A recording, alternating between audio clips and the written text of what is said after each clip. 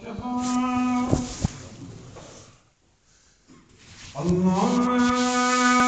أكبر الله أكبر أشهد أن لا إله إلا الله أشهد أن لا إله إلا الله أشهد أن محمدا رسول الله أشهد أن محمدا رسول الله حي على الصلاة حي على الصلاة حي على الفلاح حي على الفلاح الله أكبر الله أكبر لا إله إلا الله.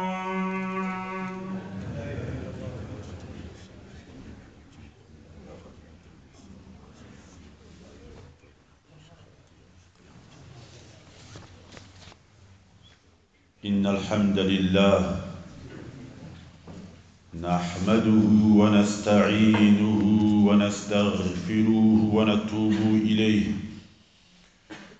ونعوذ بالله من شرور أنفسنا ومن سيئات أعمالنا وأصلي وأسلم على أشرف الأنبياء والمرسلين نبينا محمد وعلى آله وصحبه أجمعين.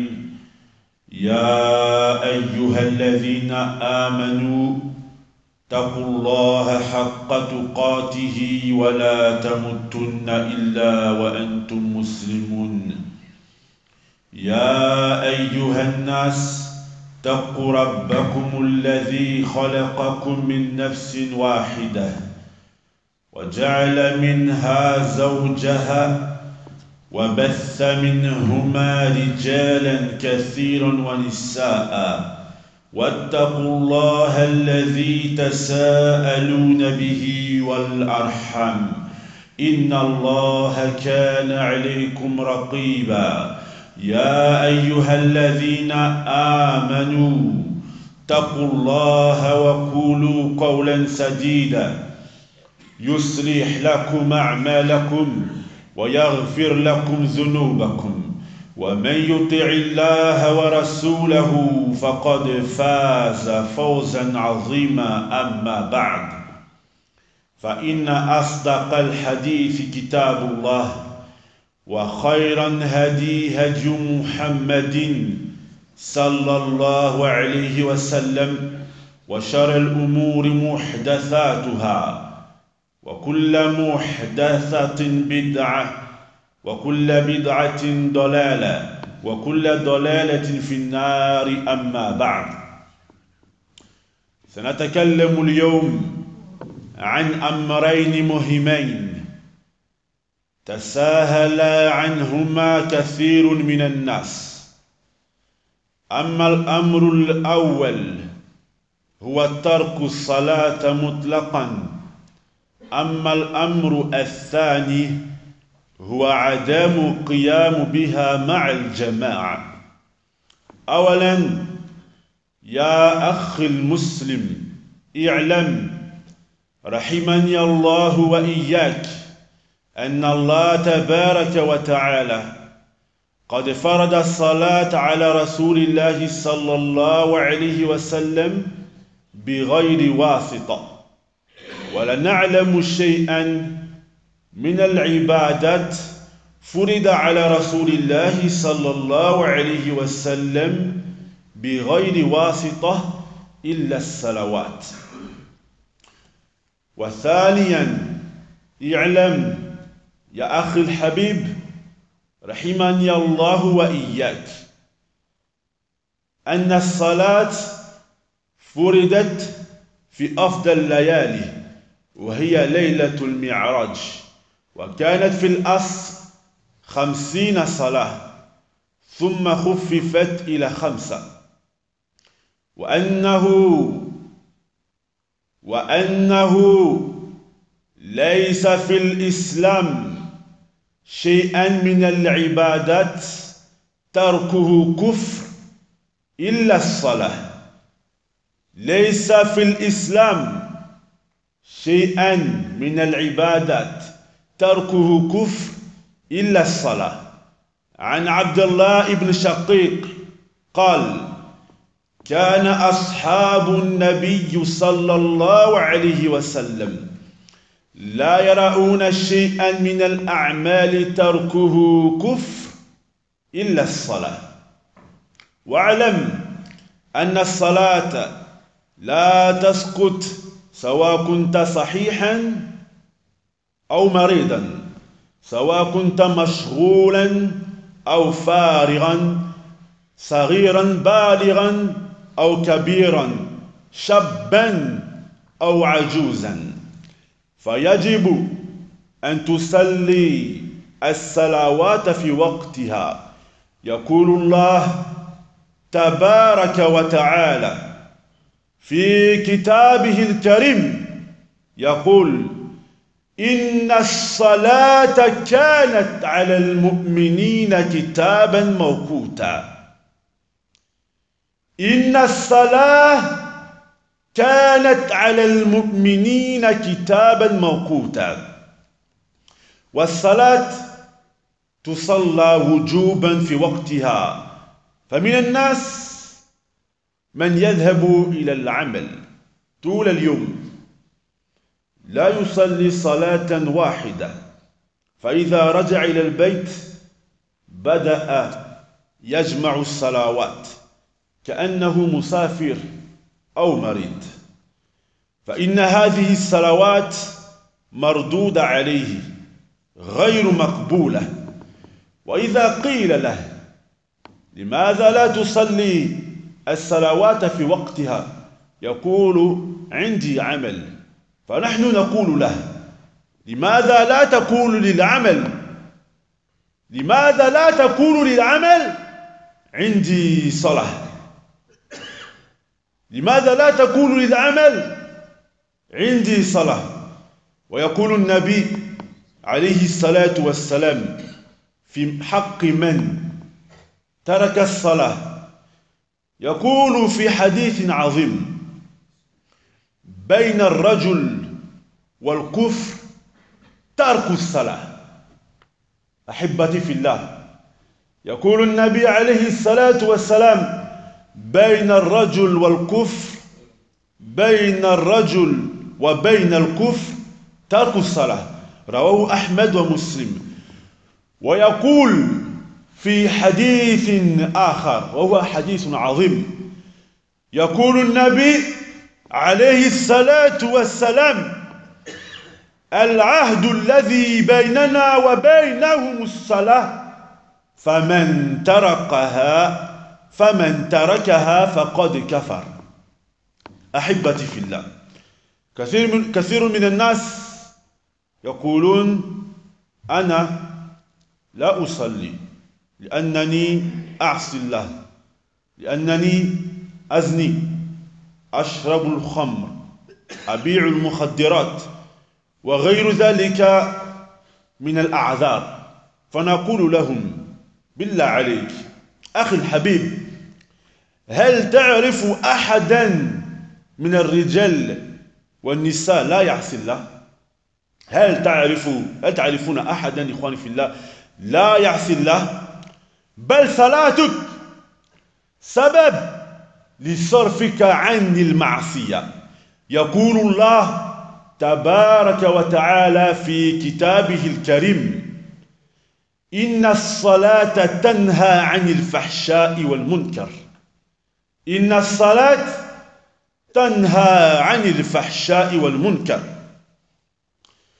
بدون الصلاة يا أخي الحبيب تزداد من الله بعدا. بدون الصلاة تزداد من الله بعدا.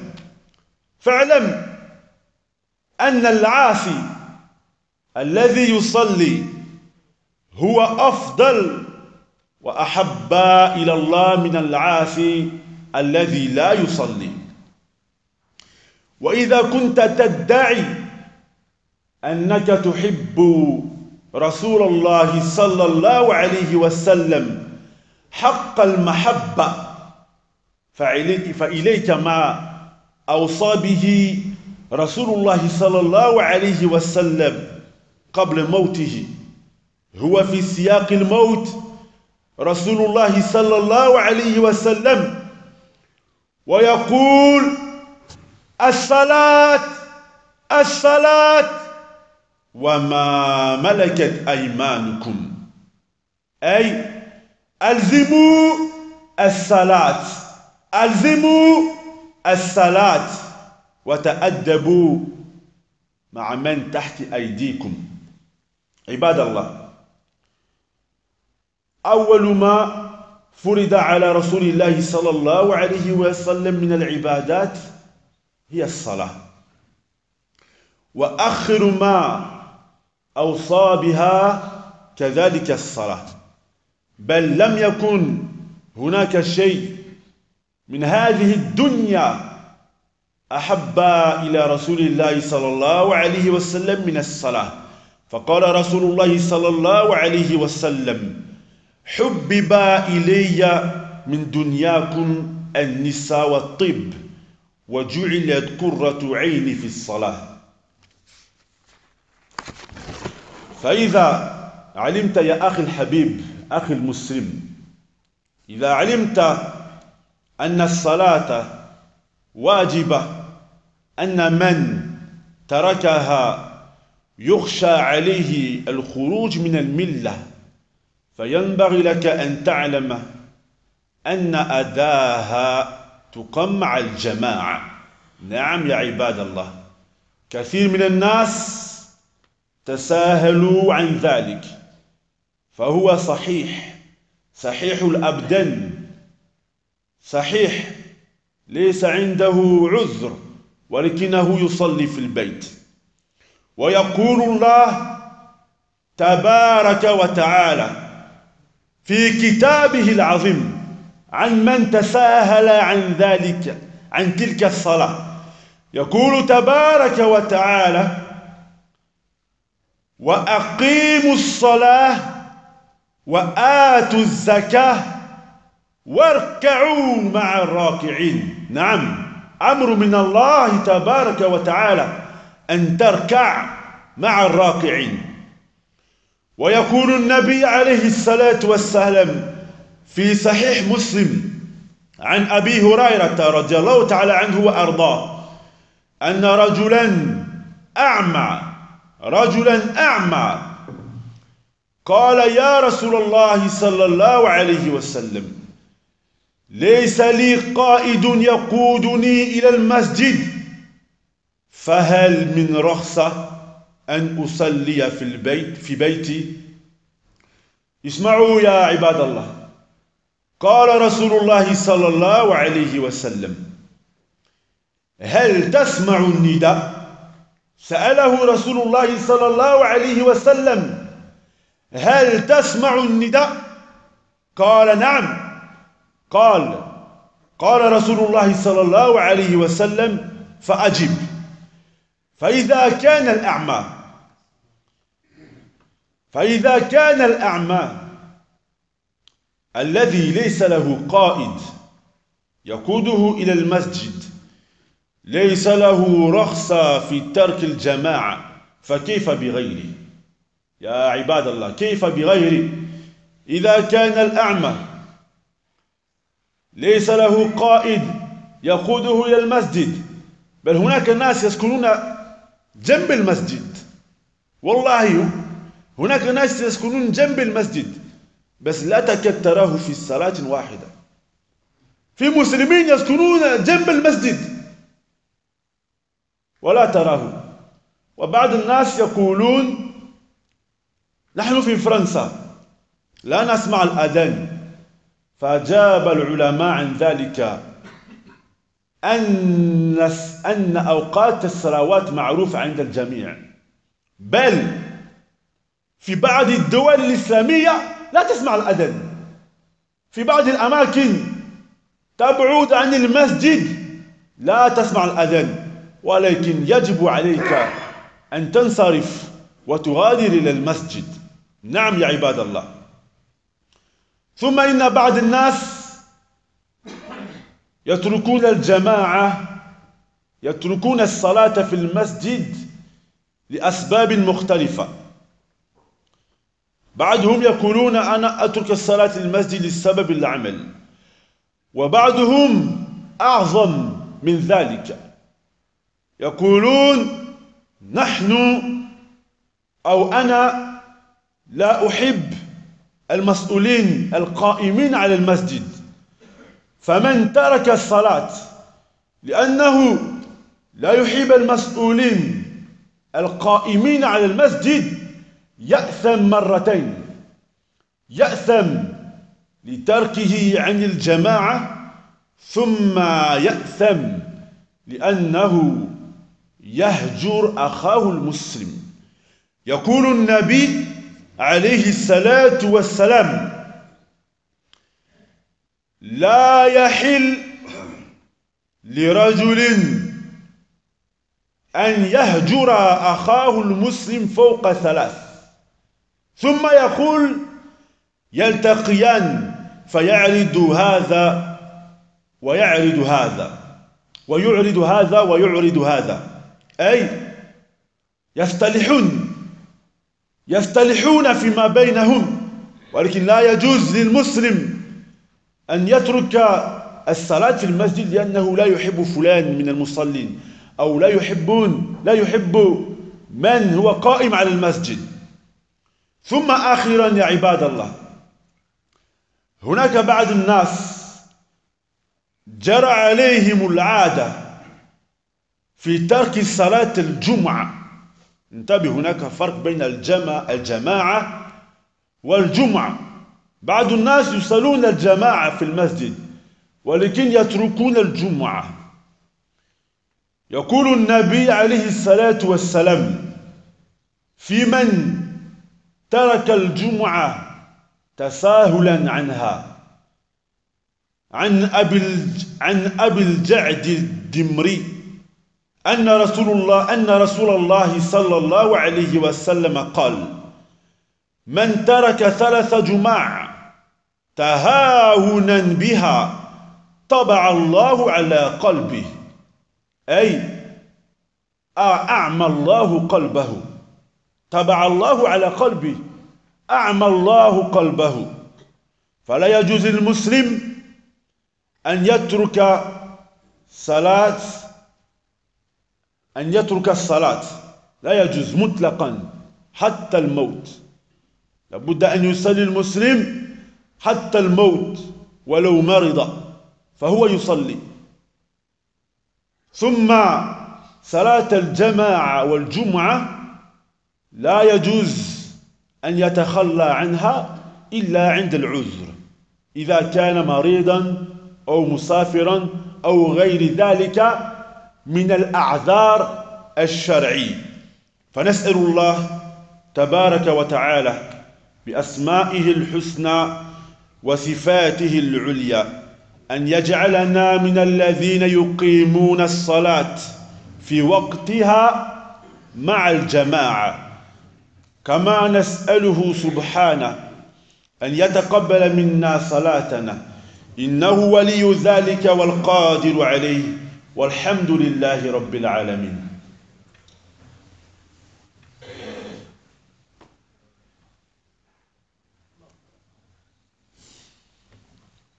الحمد لله رب العالمين، والعاقبة للمتقين، ولا عدوان إلا على الظالمين، وأشهد أن لا إله إلا الله وحده لا شريك له، وأشهد أن محمدا عبده ورسوله.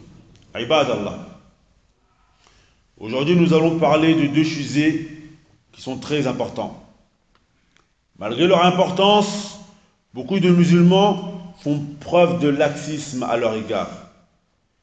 Tout d'abord, ikhwani fillah, nous allons parler de l'importance de la prière, qui est une obligation et qui doit se faire en groupe. Puis, nous allons parler du fait que cela doit se faire en groupe. Ibadallah, il faut savoir, ya akhi al-habib, qu'Allah te fasse miséricorde, ainsi qu'à moi, que la prière est la première des adorations qui a été prescrite au prophète sallallahu alayhi wa sallam sans intermédiaire.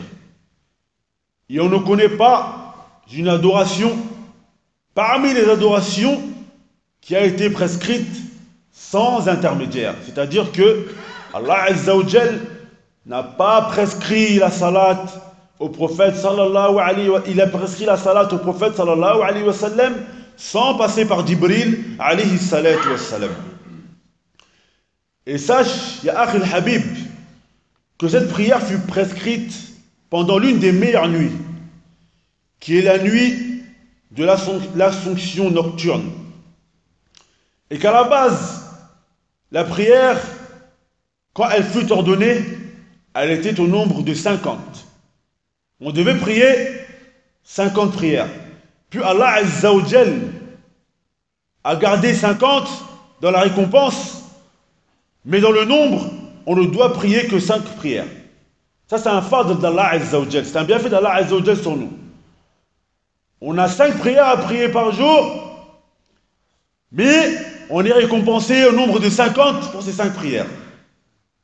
Et ça, Cheikh al-Aziz, qu'il n'y a pas en islam un acte, il n'y a pas en islam un acte dont son délaissement fait partie des annulatifs de l'islam, si ce n'est la prière. Il n'y a pas une œuvre que l'on fait, que son délaissement fait partie des annulatifs de l'islam, sauf la prière. Celui qui ne jeûne pas le mois du Ramadan, il a péché. Mais cela ne fait pas partie des annulatifs de l'islam. Celui qui ne fait pas le hajj, il a péché. Celui qui ne fait pas le hajj, alors qu'il a la capacité de le faire, il a fait un péché. Mais cela ne fait pas partie des annulatifs de l'islam. D'après Abdullah ibn Shaqiq, il a dit: les compagnons du messager d'Allah sallallahu alayhi wa sallam ne voyaient pas un acte dont son délaissement fait partie des annulatifs de l'islam, sauf la prière.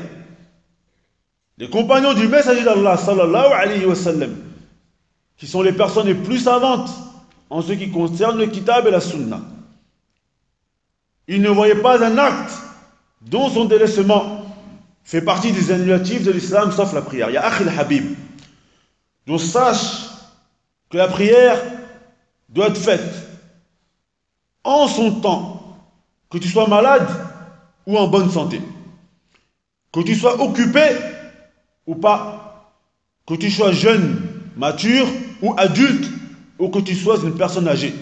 Tu te dois de faire la prière de son temps. Et c'est pour cela qu'Allah tabaraka wa ta'ala, il nous dit dans son livre saint: Inna salata kanat ala al-mu'minina kitaban mawquta. Certes la prière est pour les musulmans à des heures prédéterminées. Donc la prière se prie en son temps. Et il y a certaines personnes qui vont au travail toute la journée. Elles donnent le droit au travail. Toute la journée, elles vont au travail. Et ensuite, le soir, elles rentrent chez elles. Elles ne prient pas une seule salawat, ni quand elles sont au travail. Une seule salawat, elles ne prient pas.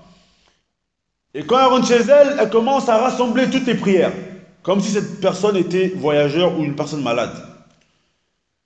Sache, toi, qui délaisses les prières toute la journée, tu vas au travail, tu délaisses la prière toute la journée, puis tu rentres le soir et tu rassembles tes prières. Tu pries les prières en dehors de leur temps. Sache que ces prières ne sont pas acceptées. Car Allah tabaraka wa ta'ala nous dit: certes la prière est pour les musulmans à des heures prédéterminées. Il y a des gens qui disent je travaille, j'ai ceci à faire, j'ai ceci à faire. Il y a Akhil Habib.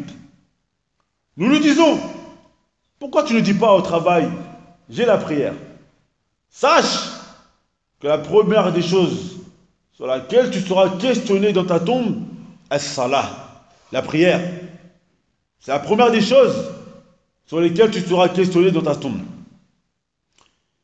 Et ainsi, mon frère, sache que, comme on vient de dire, la prière est un des actes dont son délaissement fait partie des annulatifs de l'islam.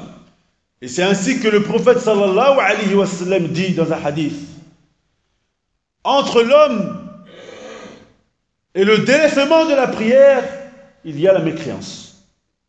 Entre l'homme et le délaissement de la prière, il y a la mécréance.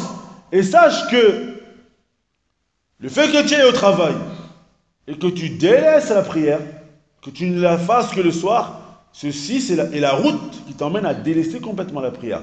Wallahi, innahu min as-sa'b. C'est difficile, compliqué.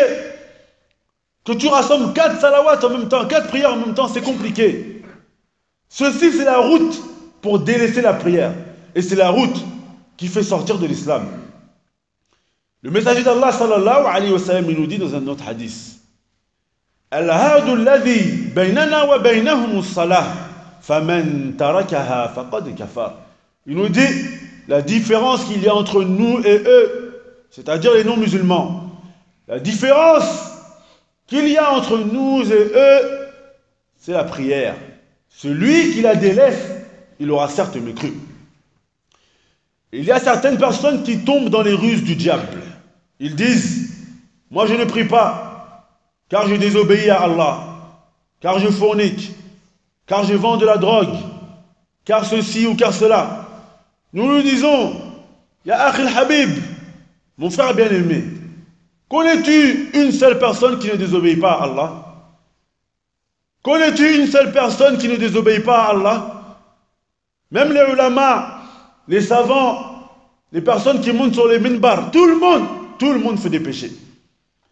Mais sache que quand tu délaisses la prière, tu t'éloignes encore plus d'Allah Azza wa Jal, au point où on ne pourra plus te rattraper. Au point où on ne pourra plus te rattraper. Sache que la personne qui prie et qui fait des péchés, la personne qui prie et qui fait des péchés est meilleure que celle qui ne prie pas et qui ne fait pas de péché. Car en vérité, celle qui ne prie pas, elle a déjà fait le plus grand des péchés, c'est le fait de délaisser la prière. Celle qui ne prie pas a fait le plus grand des péchés et le fait de délaisser la prière. وكذلك يا إخواني في الله لا ينبغي بعض الناس بعض الأحيان نعرف واحد مثلا يبيع المخدرات ونقول هذا صلاته لا تنفع لأنه يبيع المخدرات. Parfois on connaît des jeunes, ils vendent de la drogue. On dit sa salat ne sert à rien parce que ils vendent de la drogue ou autre chose. Cela est faux. Allah tabaraka wa ta'ala nous dit: Inna salata tanha 'anil fahsha'i wal munkar. Certes, la prière écarte des turpitudes et des choses répréhensibles. Bel salatuk ya sabab li sarfika 'anil ma'asi. La prière est la cause de ton éloignement des péchés. Et sans la prière, tu t'éloignes d'Allah tabaraka wa ta'ala encore plus. Sans la prière, tu t'éloignes d'Allah tabaraka wa ta'ala encore plus. Et kadhalika ikhwani fillah, il y a des gens qui font la prière, mais qui ne la font pas en groupe. Pour certaines causes, ils délaissent la prière. Il y a ceux qui disent: je travaille. Il y a ceux qui disent ainsi, cela, ceci, cela. Allah tabaraka wa ta'ala nous dit dans son livre saint: cramponnez-vous à la prière. Cramponnez-vous à la prière. Allah tabaraka wa ta'ala nous dit dans son livre saint: wa aqimu salat wa atu zakat warka'u ma'a raki'in. Allah tabaraka wa ta'ala nous dit: et accomplissez la prière et donnez le monde légal et prosternez et inclinez-vous avec ceux qui s'inclinent.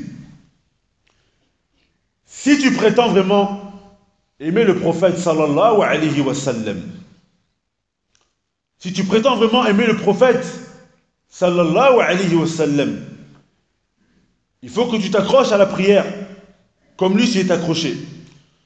Le messager d'Allah sallallahu alayhi wa sallam, quand il était dans l'agonie de la mort, il nous a dit, le messager d'Allah sallallahu alayhi wa sallam, as-salat, as-salat, wa ma malakat aymanukum. Il a dit, la prière, cramponnez-vous à la prière, maintenez la prière et comportez-vous bien avec les gens qui sont sous votre charge. Et le prophète sallallahu alayhi wa sallam, il n'y avait pas une chose, cette dunya, qu'il n'aimait plus que la prière. Il a dit, sallallahu alayhi wa sallam, dans un hadith, j'ai certes aimé de ce bas monde, les femmes et le parfum, mais la prunelle de mes yeux fut dans la prière. Ibad Allah. Donc beaucoup de personnes délaissent la prière en groupe. Et il a été rapporté dans un hadith, qu'un homme qui était aveugle est venu au prophète sallallahu alayhi wa sallam. Il lui a dit, je n'ai personne pour me conduire à la mosquée. Est-ce que je peux avoir une autorisation afin de prier chez moi? Le messager d'Allah sallallahu alayhi wa sallam lui a dit, entends-tu l'appel à la prière? Il lui a dit oui. Le prophète sallallahu alayhi wa sallam leur dit, réponds. Réponds. S'il y a un homme qui est aveugle, il vient voir le prophète sallallahu alayhi wa sallam afin de lui demander l'autorisation de prier chez lui. Et il n'a personne pour le conduire à la mosquée. Le prophète sallallahu alayhi wa sallam lui dit de répondre à l'appel à la prière. Qu'en est-il de nous? Qu'en est-il des personnes qui sont bien portantes? Et il y en a qui disent, ici en France, il n'y a pas l'appel à la prière. Comment devons-nous faire? Les ulama ont répondu à cela que les heures de prière sont connues de tous. Et même dans certains pays musulmans, il y a des endroits qui sont éloignés des mosquées et on n'entend pas l'appel à la prière. Donc tu te dois de te rendre à la mosquée pour prier en groupe. Tu te dois de te rendre à la mosquée pour prier en groupe. Et il y a d'autres personnes qui délaissent la prière à la mosquée car ils disent, dans le groupe des fidèles, il y a un tel ou un tel que je n'aime pas. Ou il délaisse la prière à la mosquée parce qu'il a un souci avec la direction de la mosquée. Nous disons à cette personne,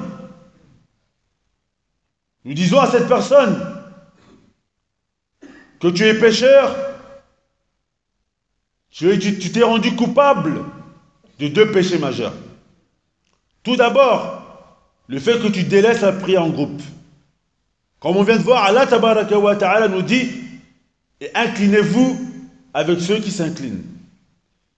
Et également, il n'est pas autorisé aux musulmans de boycotter son frère musulman. Le messager d'Allah sallallahu alayhi wa sallam dit dans un hadith, il n'est pas autorisé à un homme de boycotter son frère musulman plus de 3 jours. Mais bien au contraire, ils doivent se voir et se réconcilier. Et le meilleur d'entre eux est celui qui passe le salam en premier à l'autre. Et hakada ikhwani fillah, il y a des personnes qui prient à la mosquée, mais qui délaissent la prière du Jumu'ah, la prière du vendredi. Ils viennent à la mosquée, mais le jour du Jumu'ah, ils délaissent. Et cela est interdit, ikhwani fillah. Le Jumu'ah, c'est Eid al-Muslim, c'est la fête du musulman. Le musulman se doit de prier le Jumu'ah à la mosquée. Et le messager d'Allah sallallahu alayhi wa sallam dit dans un hadith, celui qui délaisse 3 Jumu'ah par laxisme, Allah Ta'ala va aveugler son cœur. Celui qui délaisse 3 Jumu'ah par laxisme, Allah Tabaraka wa Ta'ala va aveugler son cœur. Donc, il n'est pas autorisé aux musulmans qu'il délaisse la prière, qu'il arrête de prier jusqu'à la fin de sa vie, il se doit de prier. Allah Azza wa Jalla nous dit dans le Coran, wa'bud rabbaka hatta ya'tiyaka al-yaqin. Et adore ton Seigneur jusqu'à ce que te vienne la certitude, c'est-à-dire la mort. Donc il n'est pas autorisé d'arrêter la prière. Quelle que soit la condition physique, on se doit de prier. Puis, il n'est pas autorisé de délaisser la prière en groupe et la prière du vendredi, sauf pour la personne qui est malade ou qui est en voyage ou qui a une cause religieuse lui permettant de délaisser la prière en groupe. فنسأل الله تبارك وتعالى بأسمائه الحسنى وصفاته العليا أن يجعلنا من الذين يدومون على الصلاة ونسأله تبارك وتعالى أن يتقبل صلاتنا إنه ولي ذلك والقادر عليه وصلوا وسلموا رعاكم الله على محمد بن عبد الله كما أمركم الله بذلك في كتابه فقال إن الله وملائكته يصلون على النبي يا أيها الذين آمنوا صلوا عليه وسلموا تسليما وقال صلى الله عليه وسلم من صلى علي صلاة واحدة صلى الله عليه بعشر اللهم صل على محمد وعلى آل محمد كما صليت على إبراهيم وعلى آل إبراهيم اللهم بارك على محمد وعلى آل محمد كما باركت على إبراهيم وعلى آل إبراهيم إنك حميد مجيد وارض الله عن الخلفاء الراشدين الأئمة المهديين أبو بكر وعمر وعثمان وعلي وارض الله عن الصحابة أجمعين وأنا معهم بمنك وكرمك وإحسانك يا أكرم الأكرمين وصلى الله وسلم على سيدنا محمد وعلى آله وصحبه أجمعين.